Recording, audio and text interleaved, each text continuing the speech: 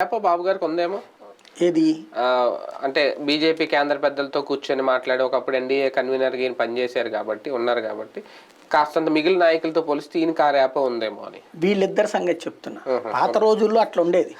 పాత రోజుల్లో వాళ్ళు ఏంటంటే కానీ మనకి పార్టీ అంత స్ట్రాంగ్ గా లేదు కదా, వాళ్ళు ఏదో చేస్తున్నాడు కదా, ఆయన ఏదో చేస్తాడులే మనకి ఈ టైప్ లో కలిసి వస్తుందిలే.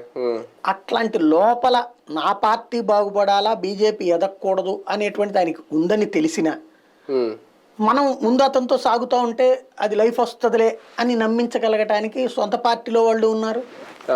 అటు అప్పుడు ఉన్నటువంటి పెద్దలకు కూడా దీని మీద అవగాహన లేదు.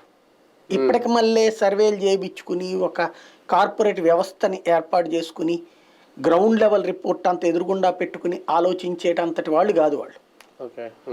వాళ్ళు ఏంటంటే ఇక్కడ ఉన్న నాయకులతో మాట్లాడి అవతల జాతీయ స్థాయిలో వీళ్ళకున్న పలుకుబడిని బేస్ చేసుకుని అప్పుడు మాట్లాడేవాళ్ళు. ఒక అద్వానీనో ఒక రాజ్నాథ్ సింగ్ ఆ టైంలో వీళ్ళిద్దరితో మాట్లాడాలంటే ఇప్పుడు పక్కా ఫిగర్స్తో వెళ్ళాలి.